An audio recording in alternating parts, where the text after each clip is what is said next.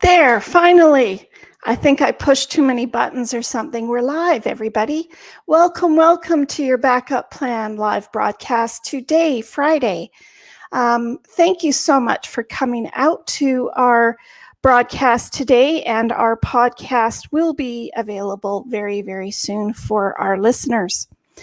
My name is Tina Ginn. If you are new to our channel, I am an emergency preparedness coach, a best-selling author, a financial expert, and a best app developer of your Backup Plan app. And I'm located here in Vancouver, BC. We post step-by-step tutorials each and every week. Sometimes current events in the news, tips and tricks from our interviewees, and anything else I feel like posting. I interview real-life people each and every week, and they share their real-life stories, and they are truly inspiring and motivating, and we learn something from every show. So they're just amazing people that I've met from all over the world. And we have a special guest for us today talking about grief and loss. And it's going to be an amazing podcast because today Victoria Volk is with us. And I'm just going to add her in. Hi, Victoria. Hi, thanks for having me here. I appreciate it. Yes, it's awesome. And Victoria Volk, she's an advanced grief recovery specialist. That's quite a few words all in one. She deals with grief and loss, of course. She's over in North Dakota, beautiful North Dakota. And she is going to give us so much more information. She's also studying to be an end-of-life death doula, and she is the author of The Guided Heart. So welcome, Victoria. I'm so happy to have you on our show today. Thank you. I'm excited to share about grief with you and your listeners. Yes, and it's not an easy topic. And so any listeners out there have any questions, either when the show is live or after, feel free to add any comments or messages that you would like to pass on to either of us. So Victoria, can you start with, how did you get into all of this, and what ticks? What does it do for you? Yeah. So I was a child griever. I lost my father as a child to cancer, and my life was essentially never the same. Like, grief often changes us in our lives, flips it upside down. There were certain things, different traumas that happened after that as well, that kind of added to my backpack of rocks, so to speak. And it's been a long journey to find healing. Really only in the last, since 2019, when I discovered the grief recovery method, and that changed my life. It's actually opened me up, not only my heart, opened my heart more to connection, and a deeper connection, not only with myself, but with others. I've been able to see my own potential because I'm not bogged down emotionally by the past. And because of that, I've discovered other ways that the doors have opened is through grief, through my work, own inner work. Yeah. Because it never ends. So it's always you're always working on stuff. Mm-hmm. But through doing that work, I've discovered Reiki. I became a Reiki master, and now an end-of-life doula I'm working towards, and a YouMap coach. And so it's really opened up my eyes to my potential and opportunities that I probably would not have taken had I still been carrying that backpack of rocks. That's for sure. And it's so hard to get rid of them, literally. Yeah. And, being from North Dakota, we have buffalo, and buffalo, what they do is they go through the storm. They don't run away from it, and they go through it. And that's really what we need to do when it comes to grief. And people might say, well, I don't need to dig up the past, or I don't need to go there. It's what's done is done. It's in the past. But more often than not, and truthfully, especially when it comes to trauma, and it doesn't have to be big T traumas, it can be a bunch of little traumas, and grief, because trauma is what happens and grief is what's left. But with all those experiences, it stifles us. Mm-hmm. It's stifling. And unless we work through it, the past is the present, and it impacts your future as well. And so many people that I speak to don't want to go back into the past. Why do you want to go into the past? That's what they'll say. But truthfully, you can't find out what makes you tick unless you go into the past. That's how I see it anyway. Well, and truthfully, you really don't understand or connect the dots of why the same things seem to happen over and over and over unless you look at the past. Where did that start? When did you start to resort to alcohol to make yourself feel better? When did that gambling habit begin? When did you start to use food to numb out and feel better? And so people don't connect those behaviors, or even the physical symptoms that they're feeling, the fibromyalgia-like symptoms, or hair falling out, or migraines, headaches. Yes. Shingles is stress related. And so stress, we all agree that stress is a huge impact on our bodies, but we don't get to the root of the stress. Mm-hmm. And for many people, it is grief, but we don't connect the dots. So what could you suggest for people to do to see if that is the underlying lining inside? You have to look at it. You have to go there. You have to be open and willing to go there. And so it's either asking for help, which is very difficult for people to do. Mm-hmm. And you feel like you're crazy. You feel like you're going crazy.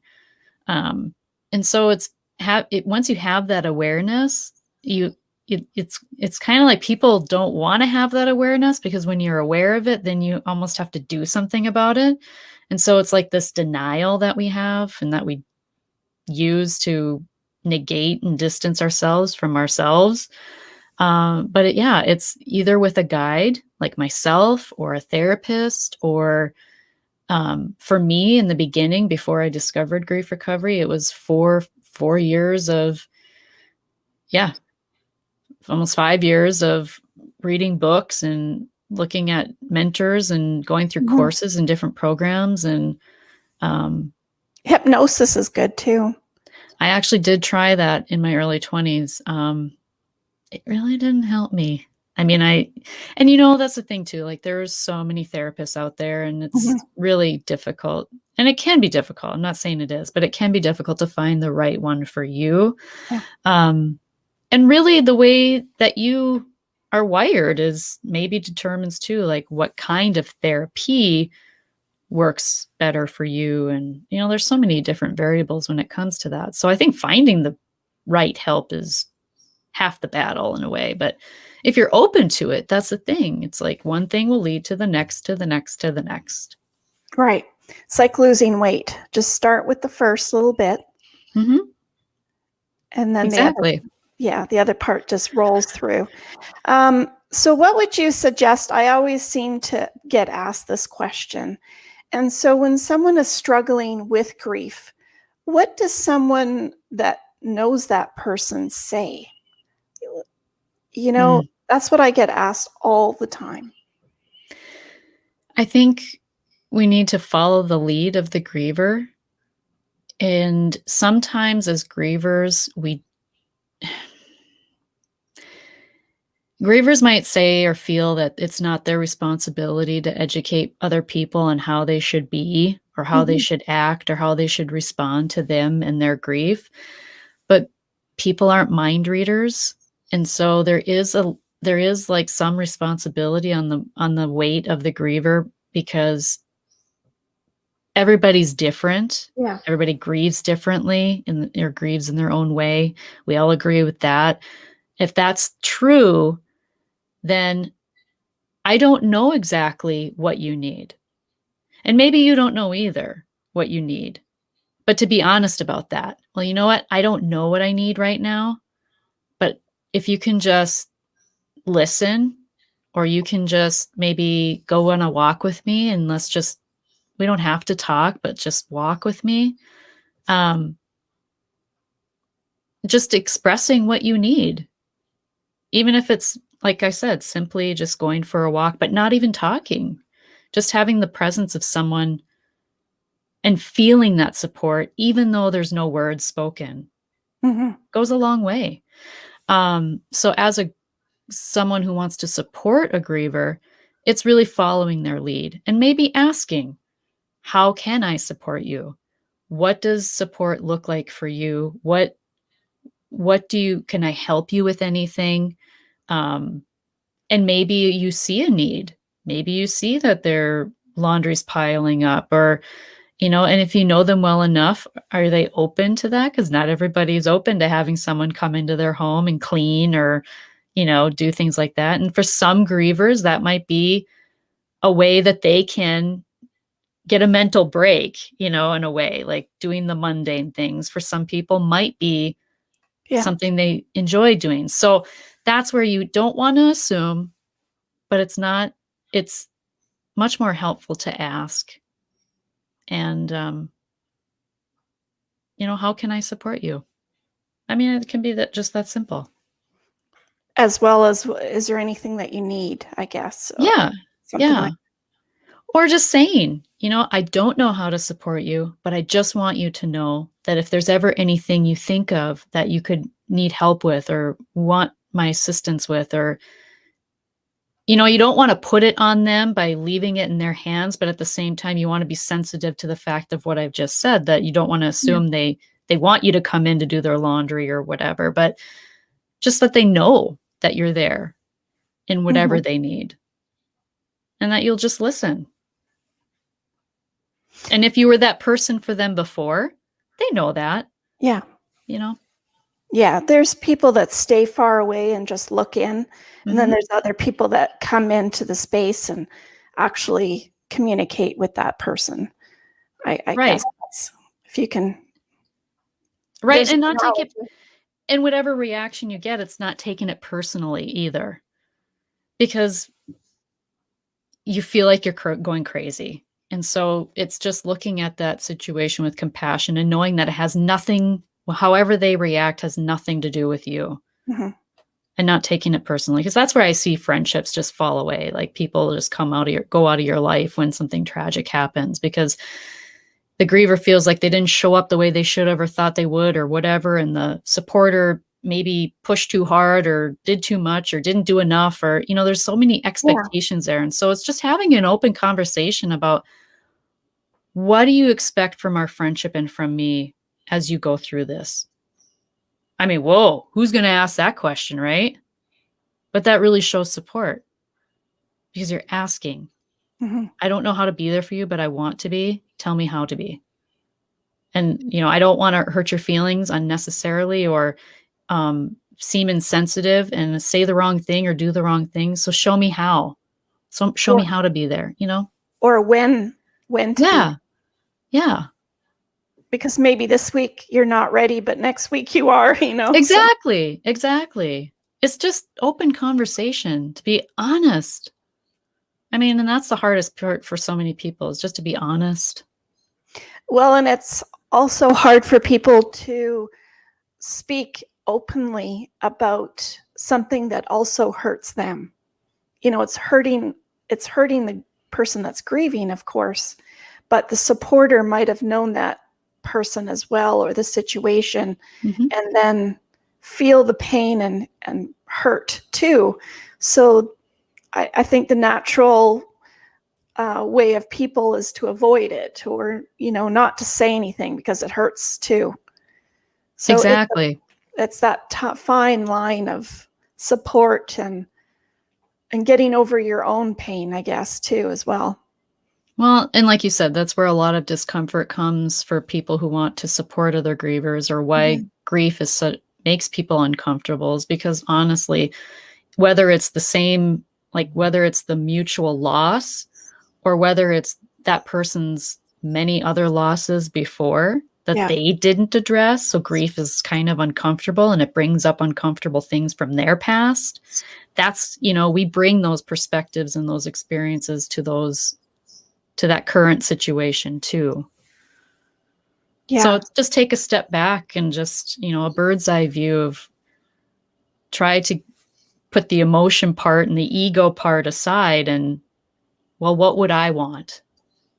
Well, I'd really like someone just to ask me, how are you feeling today?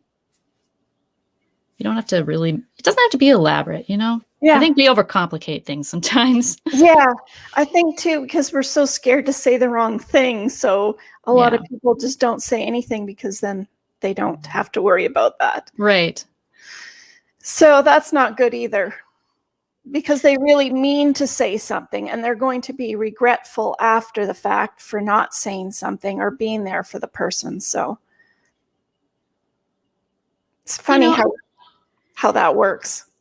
yeah. And again, too, like I said, it comes back to the open communication. And that's really how you can avoid maybe misunderstandings that Yeah. often happen. Is there anything that you've been learning in your end of life doula course that Yeah. surprises you? Yeah.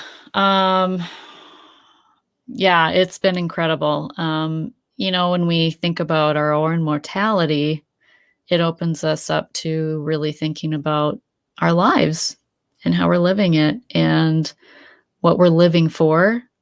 And yeah, it's brought up some interesting things for me. One thing, too, that I never really gave much thought to was after you pass away.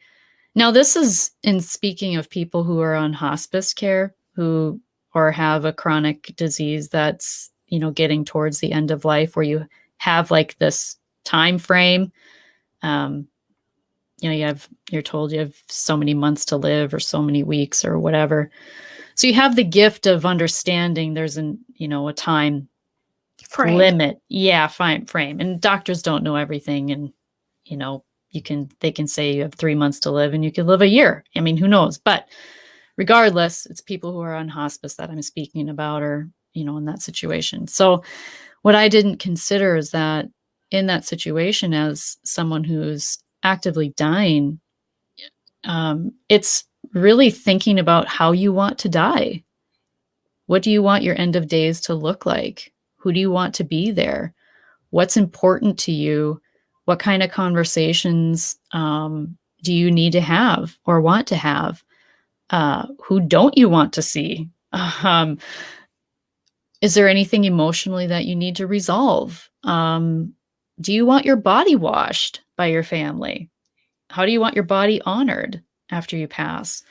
Um, Those are are there any? interesting. Yeah. How do you want to connect with people?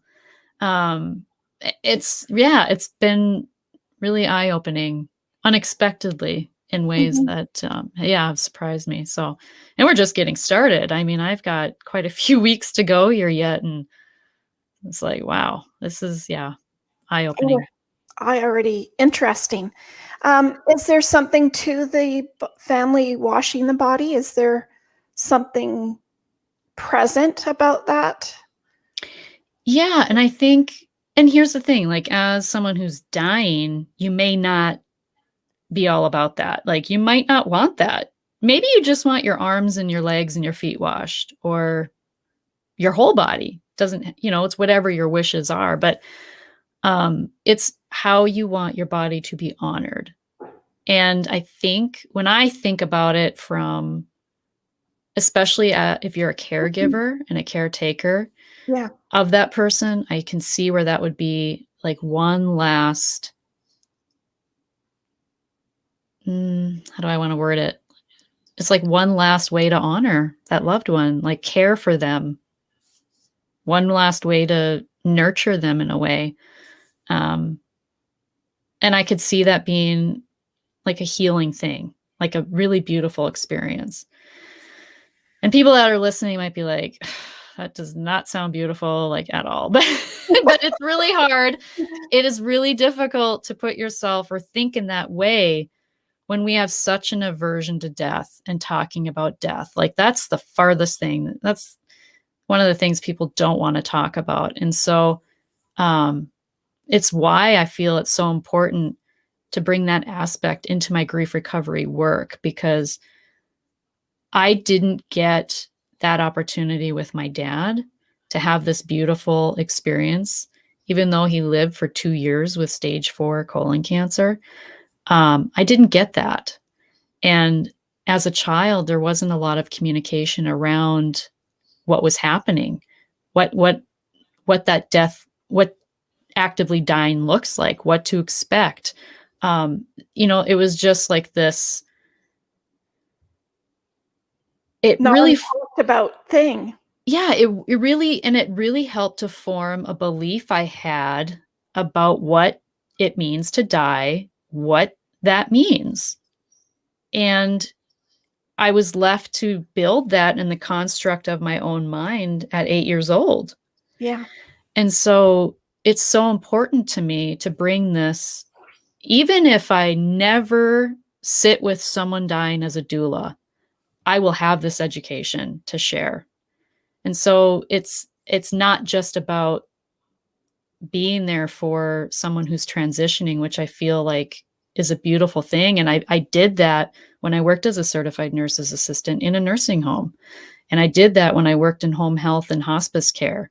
So it's not like I'm foreign to this idea of being with those who are transitioning or dying, but to bring that knowledge and that knowing or that knowledge to loved ones in both the aspect of a grief recovery specialist, a death doula, and also a Reiki master. I mean, what a gift I can give those actively dying in, energy healing, like energy work.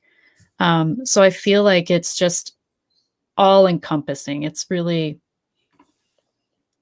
fills the gap for me in terms of how I can be there for someone who is a griever themselves. Because, I mean, let's face it, when you are facing death, you are grieving. There's a lot of grief going on. And so I feel like it's everybody. Yeah. Themselves as well as the people around. Yeah.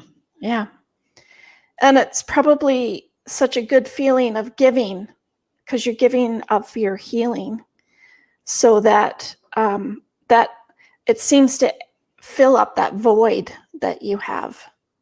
Yeah. Right? And it's filling that cup for you. It is. I feel like this work is, I'm in full alignment with who I was supposed to be. Yeah, with what changed me so much and shaped me so much.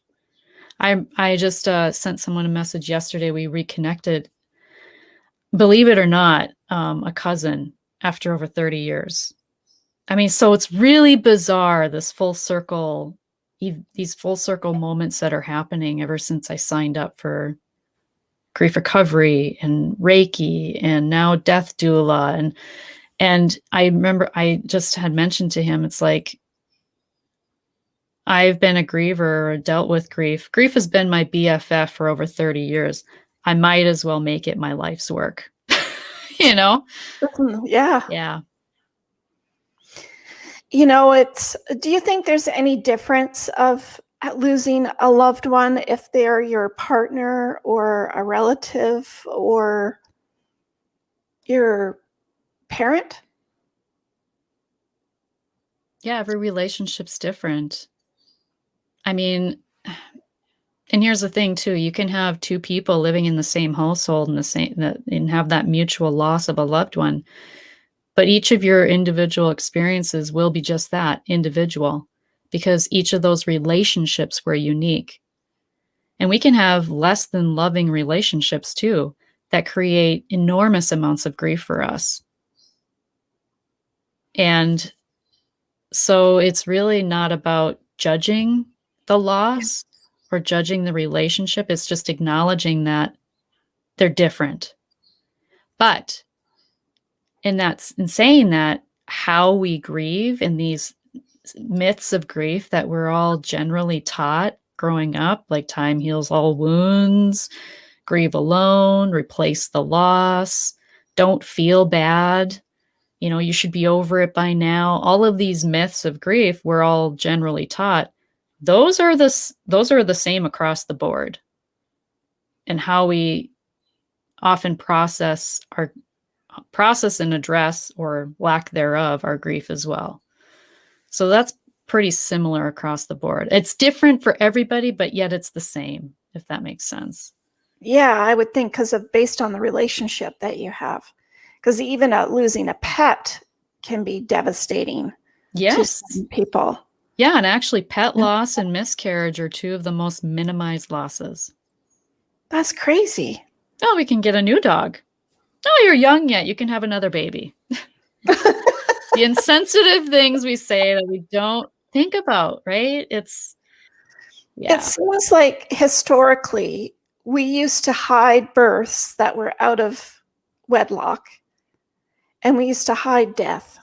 And they were like these unspoken things that happened behind the doors. That's what it seems like to me that kind of occurred over the years. The 70s and the 80s, when if someone was pregnant, they would go and hide somewhere and have the baby and put it up for adoption. And then the person would come back, and it'd be like this big hidden secret that would last for years, hence ancestry DNA for everyone. But death was kind of put in the same way. And I really like to see that it would come out more, and people would talk about it more, and people would talk about, and I think it is getting better with cancer and stroke and heart attack and things like that, where people are talking about it more. It's not this hidden secret that families have. And that's really nice to see. And I'm hoping that death or recovery can inspire people as well. And instead of push it down and don't deal with it and don't look at it and don't talk about it and, all those things. Yeah, I'm not really up to speed on like the different ways that cultures celebrate death, or, celebrate the life of a loved one after they pass. But I do know, just from, there's a mortician that has a YouTube channel, and she actually shared a lot of the history of how we used to celebrate loved ones and really be with our loved ones for several days before the body would be taken. And it was in like the late 1800s, early 1900s, I believe. She shared in one of her YouTube videos about people would actually take pictures with their loved ones after they passed away. Whether it was a baby or grandpa or the parent, they actually really spent time with and celebrated that loved one. And we've really gotten away. Families have really been separated from that experience, with funeral homes and funeral home directors who handle everything and take care of all that. We've become a really hands-off culture when it comes to handling the death of loved ones and how we deal with it. And I think there's something that's to be said to get a little bit more of that back, because it's empowering, first of all. And secondly, it can be a really healing, positive, beautiful experience, no matter how that person died. But, and back then too, it wasn't things like car accidents and horrific things. Typically, It was like tuberculosis and measles. And so their body wasn't, didn't look, it wasn't as traumatic. Most deaths weren't as traumatic as they are and can be now.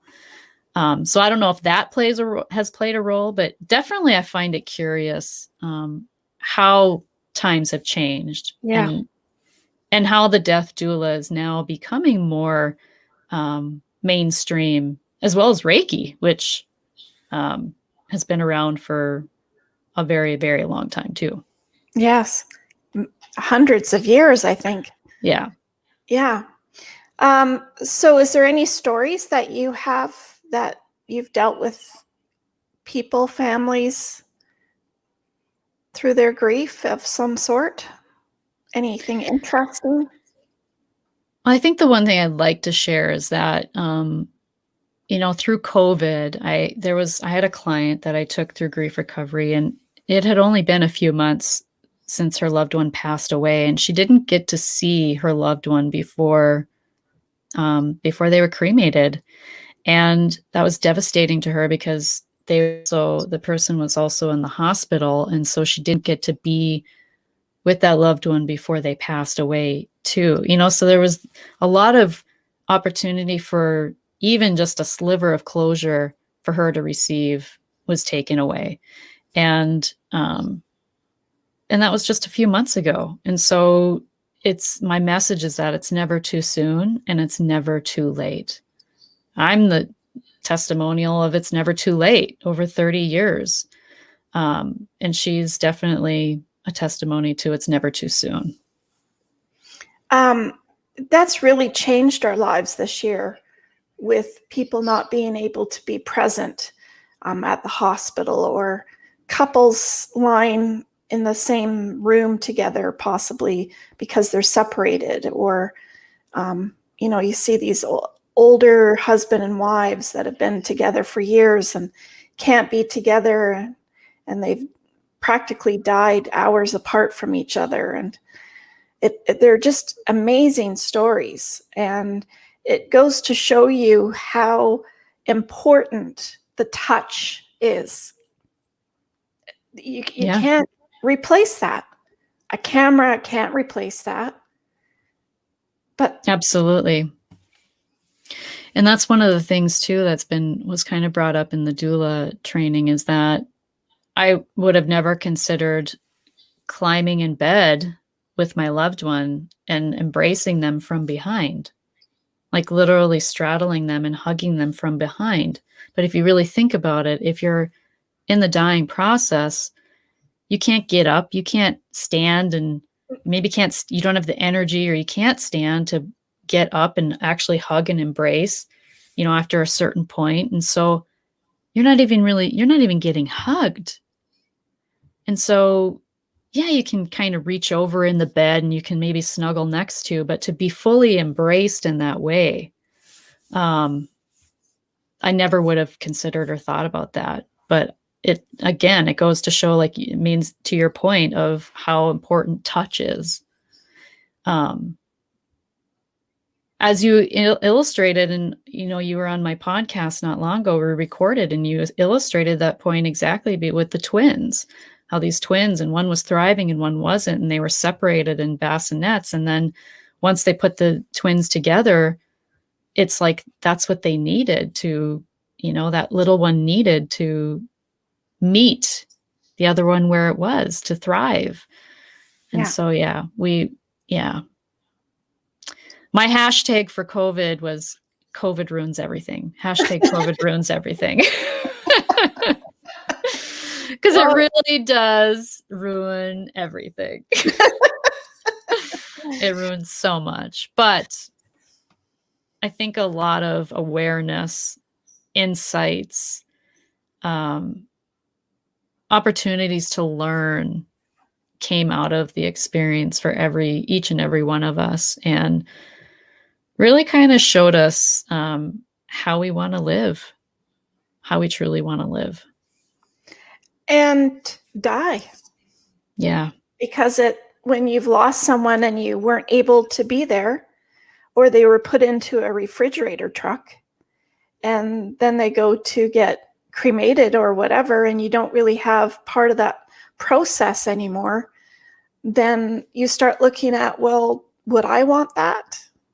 What would I want? Mm-hmm. Exactly. Yeah. So it's made us look at a whole lot of things, your career, and it's made us look at our families and our friends. And, in the Vancouver area yesterday, we got an announcement that we're allowed to meet outside now up to 10 friends. And the lady on the radio station said yesterday, she says, I don't think after COVID we have 10 friends. Oh, that, I mean, I mean, sadly, that's probably true for so many people. I mean, really. And I saw a lot of stories of creativity, of how people still tried to maintain connection and to build that within their families and things like that. And for a lot of families, it was a blessing too, to have all your family together. And even though it was probably crazy and chaotic and stressful and all those things, it's the duality of the experience too, Yes, absolutely. Yeah. No, that's awesome. Did you have any other stories that are interesting?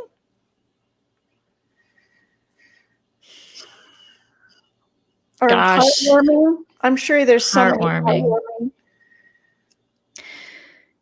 I think what I'd like to share too is that the greatest investment that you will ever make is in yourself and in your own healing, and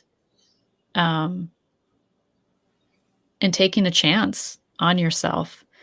Because I think, again, when it comes to grief, we feel like we don't have a choice, like our choices are taken away.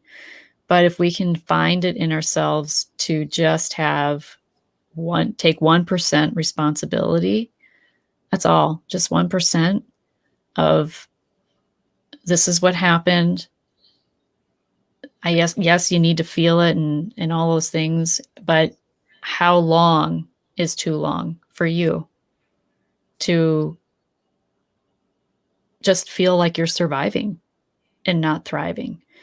And so it doesn't have to take over 30 years like it did me. And I guess that's really the most heartwarming thing I can say, is there's hope. There's hope.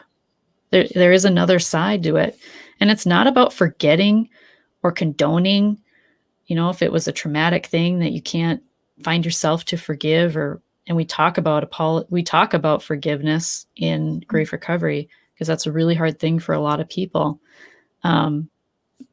It's not about that. It's not about condoning or anything like that. It's just about dropping the backpack of rocks, addressing what is emotionally incomplete, getting complete with those emotions, and starting a new relationship. And if the person has passed away, it's still a new relationship, because it's how you feel about that person. It's how you talk about that person. It's how you feel when you talk about that person. That's a new relationship. Because here's the thing, if someone's been in your life for over 30 years, there's probably a lot you didn't think of over the time of the span of that relationship. Even after they pass away, you're always going to think of new things. Certain situation happens, it's going to jog your memory. And do you want it to leave you like a puddle on the floor or upset for 3 days? And you know what I mean? So once you address those things, they're really put to bed. And you can still grieve that loss. You can still feel sad. You're still going to feel sad. My dad's seat at the table was never filled. That doesn't change that. Like, what I processed doesn't change that. I'm still sad about that. Yeah. But I'm not dictated by that experience. My life is not dictated by that experience. I'm not emotionally held hostage to that experience in the past. So it's the action that we take that makes the biggest difference. And some days your action is just going to be, hey, you know what? I'm going to read this blog post today. Read something inspiring today. I'm going to surround myself with 5 friends who lift me up, who make me feel good today. I'm going to reach out to someone today. I'm going to text or call someone today. I'm going to read this book, or I'm going to, it doesn't have to be a huge, big thing. But I could go for a walk with someone Yeah. Grief is cumulative, and it's cumulatively negative, but healing is positive, and it's cumulatively positive. The more that we move towards peace and that inner peace, the more we find happiness and joy. That's so true about anything. Mm-hmm. Yep. When you've been in bad situations, you can turn those obstacles around by thinking positive and creating that positive energy.